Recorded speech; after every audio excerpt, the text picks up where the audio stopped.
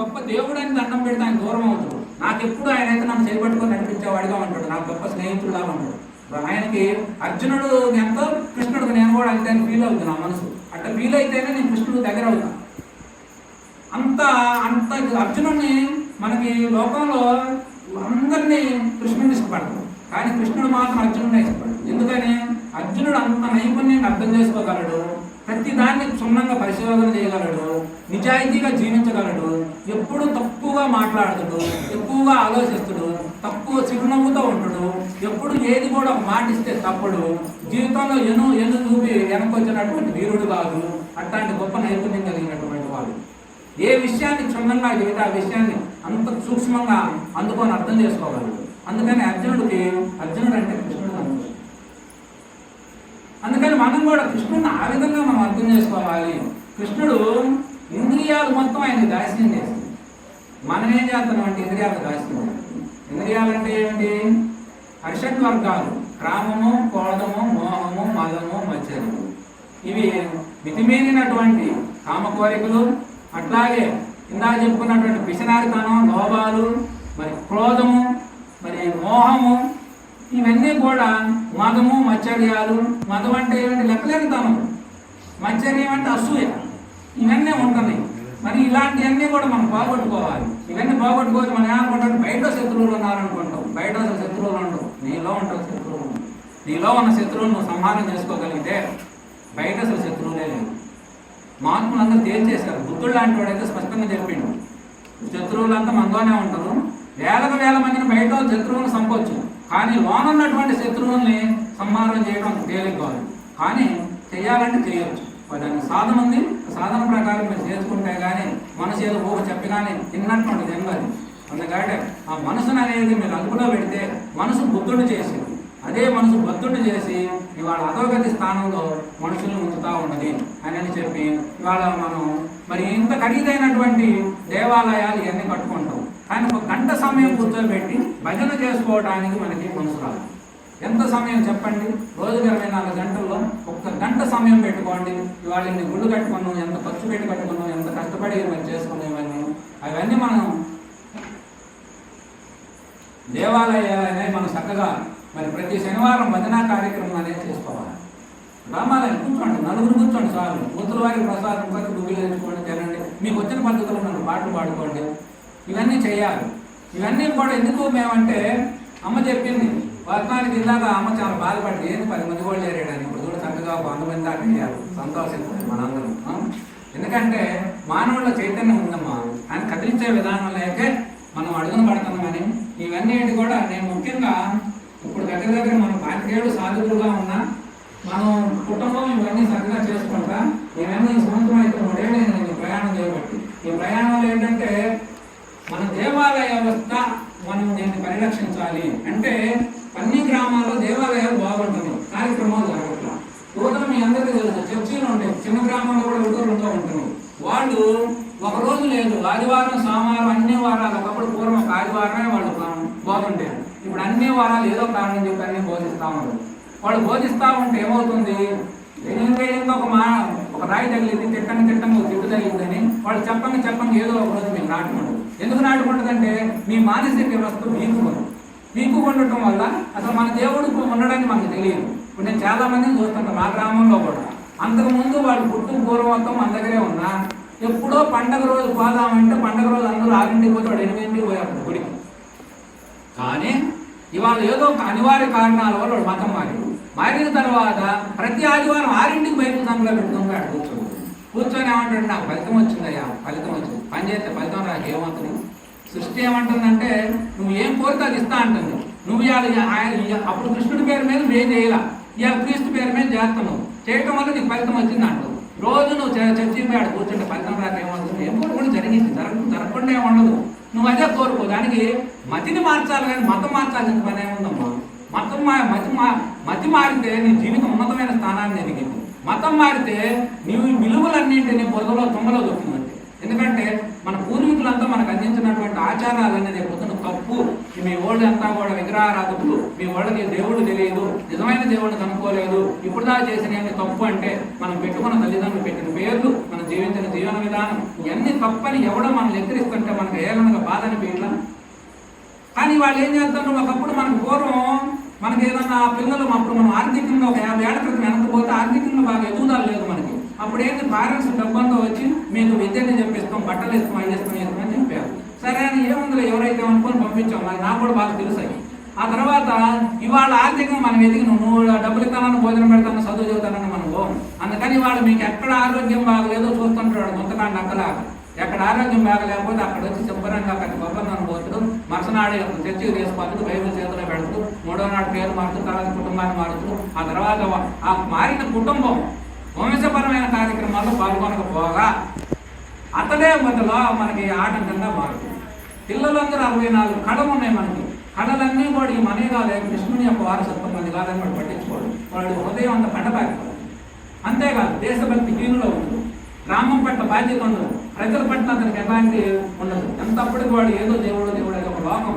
ఆ లోకం మన లోకం అది కాదు. దేవుడు మనం కావటం మన లోకం. దేవుడు ఎక్కడో ఉన్నాడు. వాళ్ళు చెప్పేది అంటే దేవుడు ఆయన ఎక్కడో ఉన్నాడని. కానీ మనకు చెప్పే కృష్ణుడు భగవద్గీత తెలియదు ఎక్కడో ఉంటాం కాదు. ఆయన నిన్ను తయారు చేసింది ఆయనే, నీలో ఉన్నది ఆయనే, నీవే ఆయన అయ్యున్నావు అనేది మనకి ఇట్లాంటి వేదాంతం అద్వైత జ్ఞానాన్ని మనం చెబుతా ఉంది. ఇవన్నీ మనకు అంత గొప్ప జ్ఞానం ఉంటుంది. ఇవన్నీ మనం పోగొట్టుకొని ఎక్కడికో పోవాల్సిన పనే ఉంది. అందుకని నాకు అనిపించింది ఏంటంటే ఇట్లాంటి విషయాలన్నీ మన దేవాలయాల్లో, ఎందుకంటే దేవాలయానికి ప్రతి స్థలానికి ఒక స్థల పురాణం ఉంటుంది, ప్రతి దేవునికి ఒక మహిమ ఉంటుంది. అవన్నీ మనం చెప్పుకుంటా మన గ్రంథాల్లో ఉన్నటువంటి గ్రంథాల యొక్క సారాంశం అంతా ప్రజలకు బోధిస్తా ఈ విధానంలో మనం ప్రయాణం చేయాలి అని చెప్పి అనేక రకమైన ఎన్నో గ్రామాలు తిరుగుతా ఉంది. మొన్న ఇక్కడ కళ్యాణ కార్యక్రమం జరిగినప్పుడు అమ్మనాథ్ దయాలు ఆరాధనలు అప్పుడు నాకు రావడానికి కుదరదు. ఆ విధానంలో ఇప్పుడు 3 ఏళ్ల నుంచి మేము అదే కార్యక్రమాలు అనేక రకాలుగా తిరుగుతున్నాం. నాకు వ్యాపారం ఉంది, తీసేసారు. వ్యాపారం ఏమి ఎవడో తప్ప ఇక్కడ లోపల డబ్బులు చాలా మంది, ఈ జ్ఞానం 10 మందికి చేరాలి.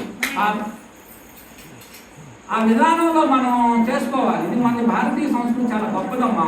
ఎందుకంటే మన పట్టు బొట్టు, మన సంస్కృతి సాంప్రదాయాలు, ప్రతి అనుగుణమైన దైవాన్ని చూడగలిగేటువంటి, అసలు మీకు ఏం తెలియకపోయినా కూడా చెట్టులో దేవుడిని చూస్తారు, పుట్టలో దేవుడిని చూస్తారు, రాయిలో రప్పలో దేవుడిని, అనుగుణమైన దైవాన్ని చూసేటువంటి సంస్కృతి. నీకు తెలియకుండానే మేము అంత గొప్ప జ్ఞానాన్ని పొందుతూ ఉంటే ఇంతకంటే నువ్వు ప్రత్యేకించి ఆడో పరలోకంలో ఒకడు ఉన్నాడు ఎక్కడో అనేది, అంతకంటే అజ్ఞానం మరి ఒకటి ఉంటుందా చెప్పండి. మీకు తెలియకుండా మీరు జ్ఞానం, వాడు తెలిసిన అజ్ఞానం. ఎప్పటికైనా సరే నీవు జ్ఞానం పొందాలంటే ఈ భగవద్గీత అనే మార్గం నీకు సంపూర్ణంగా అర్థమైతే తప్ప నీకు జ్ఞానం రాదు అని చెప్పి మార్గం చేశారు. అట్లాంటి జ్ఞానం ఇట్లాంటి కార్యక్రమాలు ఇవన్నీ పెట్టుకున్నాం. మనకి ఏడబట్టిన గ్రామానికి, చిన్న గ్రామానికి కూడా 10 దేవాలయాలు ఉంటుంది. పడుతున్నారు బాగా, ఎందుకంటే ఆర్థికంగా మనం బాగా బలపడుతున్నాం. ఏముందిలే తల ఎక్కబంతల 10,000 20,000 వేసుకుంటారు, దేవాలయాలు పడుతుంది. కానీ కార్యక్రమాలు అనేవి జరగాలి. దేవాలయం ఉంటే ఉపయోగం ఏముంది చెప్పండి. అందుకని కార్యక్రమాలు ఇవన్నీ జరగాలంటే, అందుకని మేము కొన్ని గ్రామాల్లో భజన కార్యక్రమాలు ఇవన్నీ పెట్టిస్తాం. ఇదిగో మీరు ఇట్లా పెట్టుకోండి, చేసుకోండి అని కూడా చెప్పడం వల్ల ఏం లేదు, మేము ఆశించేది ఏం లేదు. అందరూ బాగుండటమే మనకు కావాల్సింది. మన వ్యవస్థలు అన్నింటినీ భగవంతుడు మమ్మల్ని ఆ విధంగా వాడుకుంటున్నాడు కాబట్టి ఆ విధానంలో మనం ప్రయాణం చేయాలని చెప్పి మరి ఆ విధానం బయలుదేరి, అందుకే ఇందాక లైట్లు ఎవరు అన్నారు. ఈ లైట్లు కూడా ఏంటంటే కొన్ని చోట్లకి వెళితే ఇవాళ నేను ముందు వాయిస్ నాకు చాలా వేస్ట్ పోతుంది, మైండ్ సరిగ్గా లేదు. మైక్ మాట్లాడుతుంటే ఇంకా మాట్లాడదామని పోయాలి. మా వాయిస్ పెద్దకుండా రాష్ట్రానికి మైక్ తీసి పక్కన పెట్టి మాట్లాడడానికి అంత పెద్ద వాయిస్ 7 సంవత్సరం పాటు 4 సంవత్సరం పట్ట ఉంటుంది. అందుకని కొంచెం చోట్ల లైటింగ్ ఉంటాం. అందుకని లైట్ తయారు చేస్తాం, మైక్ సెట్ కొనాలి, కానీ పని ఉంది. ఇవన్నీ చేస్తే కానీ మన విధానంలో మనం ప్రయాణం గ్రామానికి మినిమం, గ్రామానికి ఒక రోజైనా మనం కార్యక్రమాలు ఇవన్నీ తిరగాలనేటువంటి సంకల్పంతో మేము కార్యక్రమాలు తీసుకొని బయలుదేరడం జరిగింది. దానికి జనం ఎక్కడ పోయినా ఆదరణ బాగానే ఉంది, బాగా వింటున్నారు, చేస్తున్నారు. కొంతమంది అయితే వచ్చిపోయినందుకు వాళ్ళు కార్యక్రమాలు కూడా పెట్టుకుంటున్నారు, రెండోసారి మళ్ళీ పిలుస్తున్నారు. మనమేంది వాళ్ళు మాకేమి ఇవ్వాల్సిన పని లేదు. మీరు 10 మంది రకం కూర్చుంటే కాదు, కష్టమైన మేము బాధ్యత అంత దూరం నుంచి వచ్చాము. అయినా ఇంతమంది జనాన్ని చూస్తే ఆయన రేపు పొద్దున మేము వచ్చిన పని సార్థకత ఏమంటే ఏం లేదు. రామాలయం దగ్గర శుభ్రం చేసుకొని మేము ప్రతి శనివారం 1 గంట బయట చేయండి. మేము వచ్చినందుకు మా జన్మ సార్థకమైంది. అందరూ చేయాలమ్మా, అందరూ మీ బాధ్యత. 1 గంట సమయం కేటాయించండి. ఏముంది దానికి ఎంత భాగ్యం మీకు, దానివల్ల మీకు ఎంత ఫలితం, మంచి ఫలితం అంతా మీకు తెలియదు. ఎందుకంటే భక్తి వల్లే మేము ఇప్పుడు ఆయన ఉన్నాడు. చిన్నప్పుడు మేము అందరూ వ్యసనాల్లో ఉన్నాడు. చిన్న వయసులోనే తెలియకుండా ఆయన వ్యసనాల్లో పెట్టి రకరకాలు హరే కృష్ణ అని ఒక మంత్రం ఆయన జీవితాన్ని మార్చేసి నమ్మిండు, చేసిండు. 5 ఏళ్ళు అందులో సాధన చేసిండు. ఇలా సర్వకొచ్చి బయట తీసుకుని మాట్లాడగలుగుతాడు, గర్వంగా సమాజంలో జీవించగలుగుతాడు. ఇక నిజమైనటువంటి స్వామిని పట్టుకున్నాడు. స్వామి మా చక్కగా ఆయన చేయబట్టుకొని ఏడు తప్పుదారి ఎందుకు తెలుసుకోరు. మనిషి ఈ బంధాలన్నీ మధ్యలో వచ్చి మధ్యలో పోతాయమ్మా. ఆయన ఒక్కడే మన శాశ్వతమైనటువంటి బంధువు. నేను పట్టుకుంటే చక్కగా నేను దేశంలో పోయి వైకుంఠంలో చక్కగా నేను సింహాసనం వేసి కూర్చోను. ఎందుకంటే మనం ఏమనుకుంటామంటే ఈ శరీరమే నేను అనుకుంటాను. శరీరం మనం కాదు. శరీరం నీవు శరీరంలో ఉన్నటువంటి ఆత్మవే. నీవు ఆత్మ అని నీకు తెలియాలంటే నీకు తెలియదు. ఎందుకంటే అది భక్తి ద్వారా సాధన ద్వారా అయితేనే తెలిసి నీవు ఆత్మగా నువ్వు కనుక్కున్నప్పుడు నీ ఆత్మే దైవం అని మనకి ఉపనిషత్తులు మొత్తం 108 ఉపనిషత్తులు ఉన్నాయి. అవి మొత్తం ఆత్మే నీవు, నీ ఆత్మే దైవం అయి ఉన్నది, ఆ దైవమే అంతటై ఉన్నది అనేది మనకు చక్కగా బోధిస్తా ఉంది. ఇదంతా మనకు తెలియాలంటే మీరు సాధన చేయాలి. సాధన అయ్యా మాకు అంత అర్థం కాదు అంటే ఇందాక చెప్పినటువంటి నారద కథలాగా రోజు 3 సార్లు హరి హరి నమస్కారం పెట్టుకోండి చాలు. పెట్టుకొని జీవితం చక్కగా త్రికరణ శుద్ధిగా ఉండాలి. మనం ఇతరుల గురించి సాడేది చెప్పకూడదు, ఇతరులతో పోట్లాట్లు పెట్టుకోకూడదు, ఇరుగు పరుగున శాల పరుగున తగాలు పెట్టుకోకూడదు. ఇంట్లో భార్యాభర్తలు బాగుండాలి, పిల్లలు ఒక ప్రేమగా ఐకమత్యంగా ఉండాలి, కుటుంబ వ్యవస్థ బలంగా తయారు చేసుకోవాలి. ఇవన్నీ చేసుకుంటే పిల్లలు మంచిగా చదువుకుంటారు, రేపు మంచి సమాజంలో వాళ్ళు ఉన్నతమైనటువంటి విదేశాలు పోతారు, చక్కగా సంపాదిస్తారు, మన గ్రామానికి సాయం చేస్తారు, మన ఏరియాకి డెవలప్ అవుతుంది, ఉన్నతమైనటువంటి స్థాయిని మనం పొందగలుగుతాం. ఇలాంటివన్నీ రావాలంటే ఎక్కడి నుంచి వస్తుంది? ముఖ్యంగా ఆడ మనిషి స్త్రీమూర్తి యొక్క పాత్ర గొప్పదని చెప్పి మహాత్ములు మన భారతమంతా కూడా మనం తెలియజేస్తాం. ఆ విధానంలో ఇప్పుడు చూసుకోండి, మన భక్తులు చూసుకుంటే ఇక్కడ 90 మంది లేడీస్ ఉంటే 10 మంది మన మగరాజు 10 మంది అవ్వదు. ఎందుకని? ఈ భక్తి అనేది అసలు ఏ రంగంలోనైనా వాళ్ళ 90% స్త్రీమూర్తులే రాణించగలుగుతారు. ఆ శక్తి, ఆ భక్తి వాళ్ళకి మాత్రమే ఉండదు. అలా ఉన్నవాళ్ళు స్త్రీ వల్లే సమాజం పోలేడు మార్పులు మనం తీసుకురాగలం. అందుకని మీరు చక్కగా ఆ ఆలయం కట్టడం వరకే మగవాళ్ళ పని అయిపోయింది, కానీ దాన్ని నిత్యం నడిపేయాల్సిన బాధ్యత మనం ఉంది. మనం ఆలయాలు అనేది నడుస్తూ ఉంటే ఆ గ్రామం మీరు చూసుకోండి. మీ ఇళ్లలో కూడా మీకు ఎందుకంటే పెద్ద పెద్ద నియమాలు మనం పెట్టాల్సిన పని లేదు. మనకు ఆల్రెడీ మీ అందరికీ తెలిసినవి మళ్ళీ నేను ఒకసారి మీకు పునరుద్ధరణ చేస్తా ఉన్నాను.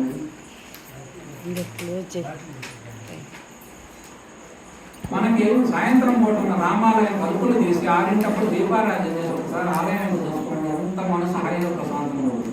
ఎందుకంటే ఆలయంలో లైటింగ్ అన్న ఆ యొక్క జ్యోతి వెలుగులో కనపడుతున్నటువంటి ఆ మూర్తుల్ని మనసారా దర్శించుకుంటే మనసు ఎంత ప్రశాంతంగా ఉంటుందో ఆలోచించండి. అలాగే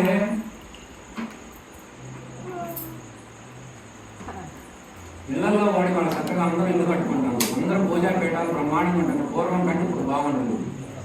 ఆ పీఠాల్లో కూడా వీలైతే ఉదయం సాయంత్రం చేసుకోవటం మంచి బెస్ట్ ఆప్షన్. అది తెల్లారుజాము 4 గంటలకు చేసుకోవటం బ్రహ్మముహూర్తం.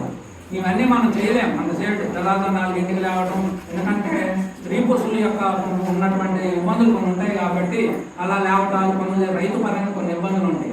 అందుకని ముఖ్యంగా వీలైతే ఉదయం కాస్త లేటుగానే, టైం లేదు, లేటుగానే చేసి చక్కగా స్నానం చేసి చేయొచ్చు. అయ్యా రోజు తల స్నానం చేయాలంటే ఇబ్బంది కదా, రోజేం అవసరం లేదు. మీకు అవసరం వచ్చినప్పుడు ఇక్కడ జనాలకు వెళ్తేనో, సావులకి వెళ్తేనో, సంస్థలకు వెళ్తేనో మా అందరికి తెలిసినాయి. అట్లాంటి పోవడానికి వేసుకుపోయినప్పుడు మనం అంతకుముందు అయితే బయట రాగానే ఇంట్లో నీళ్ళు బయట పెట్టేవాడు, బకెట్ ఆడే స్నానం చేసి లోపలికి వచ్చేవాడు. ఇప్పుడు కూడా అట్లానే ఉంటే ఆ పరంగా తప్ప రోజు చేయాల్సిన పని లేదు.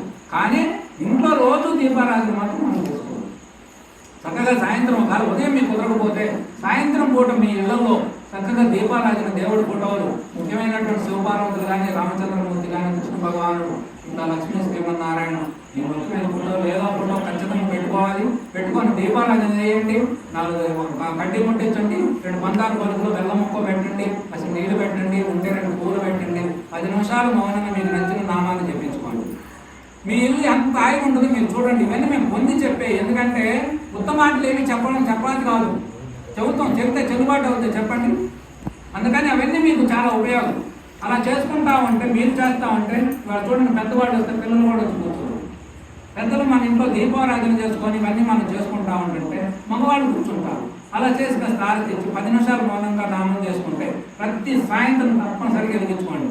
ఇల్లు లక్ష్మీదేవితో కలకల్లాడింది, ధైర్యంగా ఉంటారు, కుటుంబం సుభిక్షంగా ఉంటుంది, సమాజంలో గౌరవం ఉంటుంది.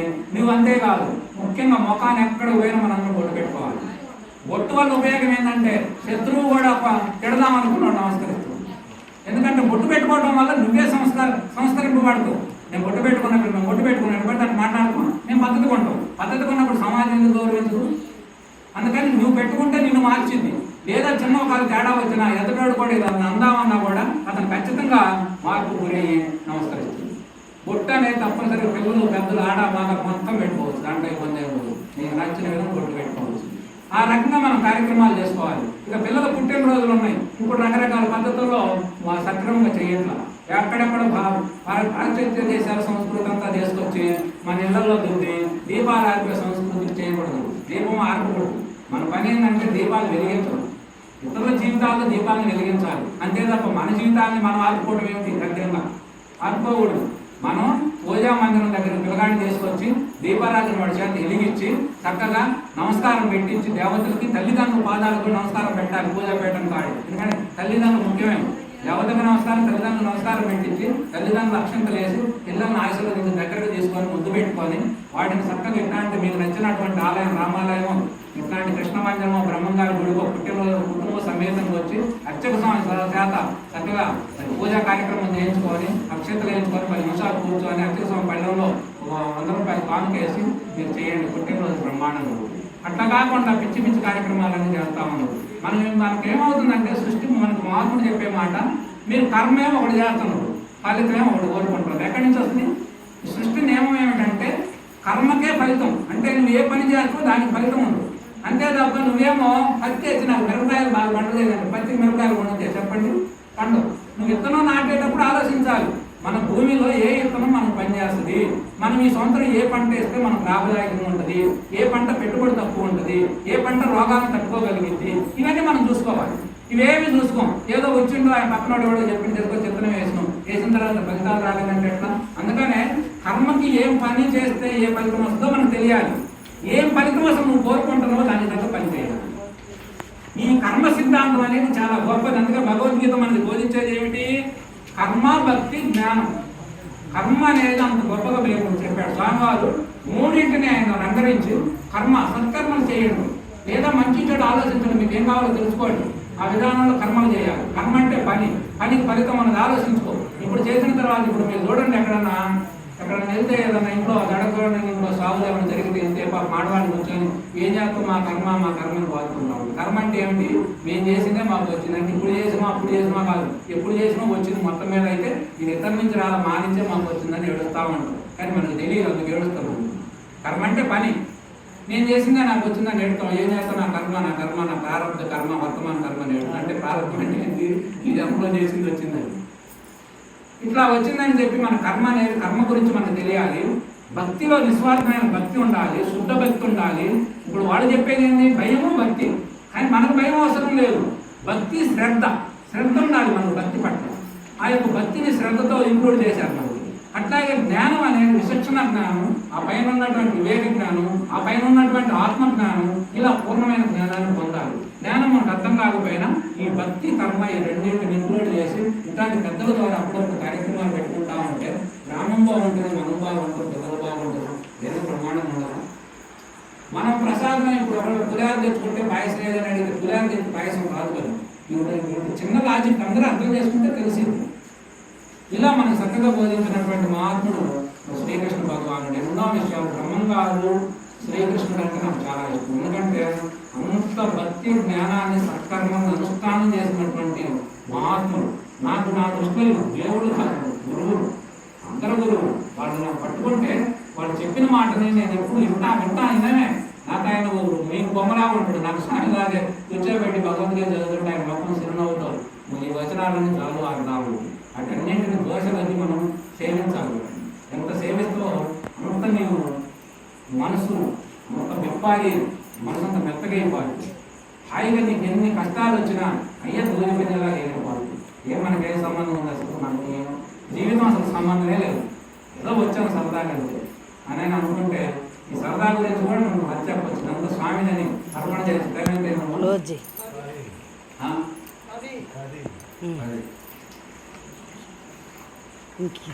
క్లోజ్ చేయి.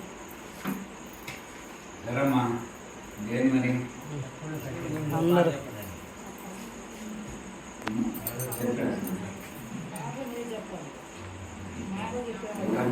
ఎందుకంటే మనకు సంబంధం లేని కథ అయితే ఫస్ట్ ఏమో కర్మ చేసి కర్మలో మంచిగా చేయడంలో మనకి ఏమవుతుందంటే మనసు మనం కొన్ని చెడు కర్మలు చెప్పినప్పుడు ఇవన్నీ మేము చేసినాం కానీ మనసు బాధపడుతుంది, మంచి కర్మలు చెప్పినప్పుడు మనసు పొంగుతుంటుంది. అట్లాగే భక్తులు అంటే పెద్ద భక్తులు కాదేనో భక్తున్నానో మనసు అట్లా ఫీల్ అవుతా ఉంటుంది. ఇప్పుడు జ్ఞానం అన్నప్పుడు ఆ జ్ఞానం మనకు లేదు అనిపిస్తుంది, కానీ అసలు ఇదంతా భగవంతుడిదే అని పూర్ణంగా చేసి మనం వదిలిపెట్టడం అనుకో బ్రహ్మాండం ఉంటుంది. గొప్ప కథ ఏమిటంటే మార్కండేయ మహర్షి అని ఆయన కొన్ని వేలుగా లక్షల సంవత్సరాలు జీవించినటువంటి మహాత్ముడు. మీ అందరికీ మార్కండేయ మహర్షి అంటే శివుని యొక్క దర్శనం చేత ఆయన 16 సంవత్సరాల్లోనే మరి మరణిస్తాడు అనేటువంటి ఆ యొక్క వరంతోనే జన్మించాడు. ఎందుకంటే వాడు తల్లిదండ్రులు అడిగారు, ఆయనకు సంతానం లేకపోతే శివుని యొక్క అనుగ్రహం చేత సంతానం కలిగిందంటే శివుడు చెప్పిన మాట ఏంటంటే 16 సంవత్సరాలు కలిగినటువంటి మహాజ్ఞాని కావాలా, మరి జీవితం 100 సంవత్సరాలు బ్రతికి మూఢుడు కావాలంటే ఎన్నాళ్ళు బ్రతికిన ఉపయోగం లేనివాడు మాకు ఎందుకు స్వామి, ఎందుకంటే అర్థం తెలియకలడు, మాకు 16 ఏళ్ళు బ్రతికిన మంచివాడు చాలంటే అప్పుడు మార్కండేయ మహర్షి జన్మించడం జరిగింది. ఆ మార్కండేయ మహర్షి 16 సంవత్సరాలు అయ్యేసరికి తల్లిదండ్రులు బాధపడతా ఉంటారు, వయసు పెద్ద వయసు ఏమి మరి కొడుకు అనుకున్న ప్రకారం ఏమన్నా కాలం చేస్తూనే ఉంటుంది. అప్పుడు ఆయన ఎందుకు ఇట్లా ఏడుస్తున్నారని అడిగితే ఇట్లా సంగతిని ఆయన అంటే అప్పుడు ఆయనకు తప్పులు చేసి మరి శివుని యొక్క అనుగ్రహాన్ని పొందాడు. శివుని యొక్క అనుగ్రహం పొందడం వల్ల ఆయన మరణాన్ని జయించి మృత్యుంజయుడు. ఆయన మృత్యుంజయ మంత్రం ఇప్పటికీ మన వాళ్ళు అది ఎంతో విశ్వాసంతో ఆ మంత్రాన్ని చదువుతూ ఉంటుంది. అట్లాంటి మహర్షి ఆయన కొన్ని లక్షల సంవత్సరాలు జీవితం 4 యుగాల్లో కనపడుతుంది. ఆఖరికి మనకు భారతం 5,000 సంవత్సరాల క్రితం ధర్మరాజు కూడా ఆయన బోధ చేసింది. ఎందుకంటే అడవుల్లో ఉన్నప్పుడు వనపర్వం అడవుల్లో ఉన్నప్పుడు ధర్మరాజు అర్జునుడు మరి శివుని యొక్క దర్శనం పొంది స్వర్గలోకానికి పోయి అక్కడ 5 ఏళ్ళు ఉన్నాడు. ఆయన విద్యాభ్యాసం అంతా అక్కడ ఏదో అవసరం ఉంటుంది. అందుకని ఈయన ధర్మరాజు చాలా బాధపడతా ఉంటుంది, ఏంది లోకంలో కాదులేదు, ఆయన గొప్ప రాజుగా బ్రహ్మాండంగా వెలిగినోడు, ఆయన ఇతరులు తమ్ముళ్ళు ఏడేదో బాధపడతా ఉంటే మార్కండేయ మహర్షి వచ్చి ఆయన ఏమిటి ధర్మజ్ఞ అంటే, మహర్షి ఎవరైనా ఈ లోకంలో నాలాంటి మరి బాధలు పడేవాడు కానీ ఇట్లాంటి హీనంగా బ్రతికేవాడు, గొప్పగా హీనంగా బ్రతికేవాడు కానీ ఇలాంటి దుర్వ్యవస్థ కలిగినటువంటి వాడు ఎవరైనా ఉన్నారా అని బాధ పెట్టప్పుడు మార్కండేయ మహర్షి అన్నాడు, రామచంద్ర నీకన్నా 4 తమ్ముడు భార్య ఉందయా, మరి అలాగే రామచంద్ర ప్రభువుకి ఏదో ఒక తమ్ముడు ఆయన అనుకున్నాడు భార్య ఉన్నది, మరి అయినా ఆయన మరి 14 సంవత్సరాలు అరణ్యవాసం చేసింది కదా, అందుకు కాబట్టి అని చెప్పి యుద్ధ ఘట్టం నుంచి ఆయన ఎందుకు చెప్పుకుంటూ వస్తాడు. రామాయణంలో భారతంలో రామాయణం ఉంది, మార్కండేయ మహర్షి బోధించాడు. యుద్ధం జరిగిన సన్నివేశం దగ్గర నుంచి వెనక్కి తీసుకొచ్చాడు అనమాట, అదంతా సంక్షిప్తంగా. అట్లా బోధించినటువంటి మహర్షి ఆయనకి ఒక మరి శివుని చేత మృత్యుంజయుడు అట్లాగే నారాయణ దర్శనం చేసాడు. ఎందుకంటే మనకి సృష్టి ఆది నుంచి కూడా హరియాపులు ఇద్దరికి 2 మతాలకు 2 శాఖలుగా వచ్చింది, మతంగా శాఖలుగా. కొంతమంది ఇటు ఉన్నవాడు అట్లుండక ఇటువంటి వైరభావంతో కూడా జరిగింది. ఆ తర్వాత కొంతమంది జ్ఞానం కలిగినటువంటి వాడు ఇద్దరిని ఒకటిగా దర్శించిన వాడు చాలా మంది ఉన్నారు. అందులో ఈ మార్కండేయ మహర్షి కూడా మరి అట్లా శ్రీమన్నారాయణ మూర్తి యొక్క నామస్మరణ చేత ఆయన్ని దర్శించి నేను చిరంజీవత్వాన్ని పొందింది, అంటే మరణం లేని స్థానాన్ని అలంకరించింది. అట్లా అలంకరించిన తర్వాత ఆయనకు అనిపించింది, ఆయన శ్రీమన్నారాయణ అడిగిండు, ఆయన నువ్వు అద్వైత మూర్తి అంతా నీవయ్యాను, నీ తప్ప మరొకటి కనపడలేదు అనేది ఒకటి అర్థమవుతుంది నాకు, కానీ మరి ఈ ద్వైతం ఏమిటి, ఈ సృష్టి అంతా అసలు ఎట్లా ఏమిటి ఇదంతా అని అడిగి అసలు ఏమిటి మాయా సింహులాసం దాన్ని నాకు చూపిరాదు, మాయ అంటే ఏమిటో అని అడిగింది. అనేసరికి ఆయన నవ్విండు, ఆయన వెళ్ళిపోయిన తర్వాత కొద్ది రోజులు ఆయన ఆశ్రమంలో ఉంటా ఉన్నాడు. మార్కండేయ మహర్షి ఆశ్రమంలో ఉన్నటువంటి విపరీతమైనటువంటి ప్రళయం వచ్చింది, మబ్బులు మేఘాలు విపరీతమైన వర్షాలు, సంవత్సరాలు తరబడి పడ్డాయి వర్షాలు.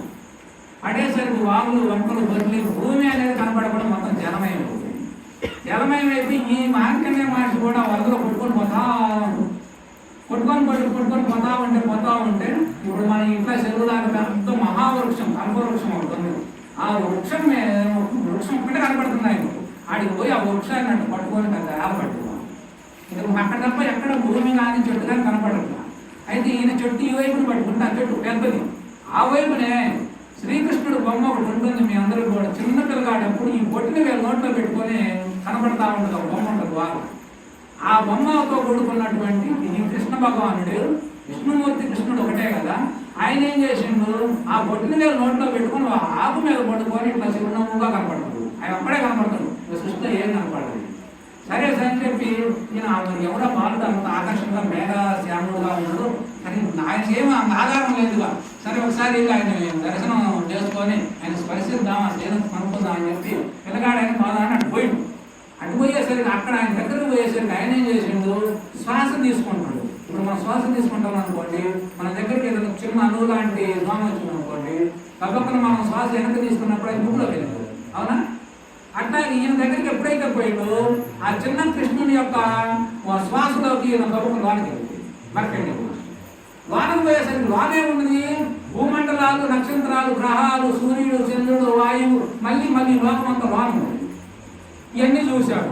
ఇదే ఇక్కడ బాగానే ఉంది, అంత బాగా ఆశ్రమాలు అన్నీ అసలు చూసినట్టు అందులో. తర్వాత అక్కడ కొన్నాళ్ళు ఉన్నాడు, కొన్ని సంవత్సరాలు. ఆడున్న తర్వాత ఉన్నటువంటి ఆ యొక్క కృష్ణుడికి ఒకసారి తెలియకుండా కాదు, ఒకసారి ఏం జరిగింది, తుమ్మాడు. తుమ్మగానే ముక్కులోని చూసి బయటపడ్డాక మళ్ళీ పోయి ఆయన ఆశ్రమం అరుగు మీద ఉంది. అంటే అరుగు మీద ఉన్న తర్వాత ఆయన కనిపించింది. మళ్ళీ చూస్తే వానలు లేవు, వరదలు లేవు, ఏమీ లేవు. ఉన్నది ఆయన ఆశ్రమం, మళ్ళీ సృష్టి ఎట్లా కొనసాగుతావు. కానీ ఆయన కనిపించింది ఇదేంది, కొన్ని వందల సంవత్సరాలు వాన పడి వాన అందరూ పట్టకపోయారు, అందరూ చనిపోయారు. నేను కూడా పోయా మరి ఆ యొక్క విష్ణువు యొక్క రూపంలోకి నేను దర్శనంలోకి వెళ్ళాను. వాన పోతే లోపలంతా అంతే ఉంది. మళ్ళీ ఆయన యొక్క శ్వాసతో బయటకు వచ్చాను. బయటకు వచ్చి ఇదంతా అంతే కనపడుతుంది. అందుకు కాబట్టి ఇన్ని ఎంత జరుగుతూ ఉందంటే మాయ అంటే అర్థం ఏమిటంటే ఇదంతా కూడా ఆయన యొక్క స్థితి విలాసంలో నడుస్తూ ఉన్నది సృష్టి అంతా. ఇదంతా నీవనేది నీకు సంబంధం లేకుండా ఈ సృష్టి అంతా ఆయన యొక్క మనోసంకల్పం చేత ఆయన యొక్క ఆనందం కోసం ఈ సృష్టి అంతా సృష్టించబడి నడుస్తూ ఉన్నది అనేది చెప్పి ఆ కథ మనకు చెబుతా ఉన్నది. అంటే అక్కడ అసలు ఉన్నది లేదు, పోయింది లేదు, ఒక భ్రమలు అంతే. మాయ అనే మాటకు అర్థం ఏంటంటే భ్రమ. మన జీవితాలంగా ఒక భ్రాంతి, ఒక ఉన్నాయని భ్రాంతి అంతే. నువ్వు దీనిలో ఆపేది కానీ, నడిపించేది కానీ, నడిచేది కానీ ఏమీ లేదు. ఇదంతా కూడా ఆయన యొక్క పాదపద్మములను సమర్పించుకోవడం తప్ప మరో మార్గం లేదని చెప్పి మార్గం. అందుకనే ఎంత జ్ఞానం కూడా ఎప్పుడు గర్వపడారు వాడు. ఎందుకంటే ఈ సృష్టి అంతా వాడి యొక్క సంకల్పం మీద ఆధారపడి నడుస్తుందని తెలిసినాడు. గర్వం ఎందుకుంటుంది చెప్పండి? అట్లాంటి గర్వం లేనటువంటి జ్ఞానం, నిస్వార్థమైనటువంటి భక్తి, ఎప్పుడు త్యాగంతో కూడుకున్న సత్కర్మలు, ఇవన్నీ మనకు సుఖాన్ని ఇస్తుంది. కుటుంబ ధర్మాలు ఇవన్నీ ఆనందపడండి, తాత్కాలికం అంతే. ఏది ఉన్నా ఏది పోయినా ఏమైనా ఏమి లేదు, అంతా కూడా ఆయన చూసుకుంటాడని చెప్పి ఆయన కల్పించి మన కర్మలన్నీ చక్కగా చేసుకోవాలి. అందుకని మరి యొక్క కార్యక్రమాన్ని నేను ముగిస్తున్నా. మీరందరూ కూడా మేము వచ్చినందుకు 7 భజన చేస్తున్నారు. అక్కడ కూడా శనివారం ఒకటి భజన పెట్టుకోండి అమ్మా. మేము వచ్చినందుకు ఇక మేము మీరు భజన పెట్టుకుంటే మా సంకల్పాలు నెరవేరినట్టే. అది కాబట్టి హరి ఓం తస్సత్ సర్వం స్వార్పణమస్తు.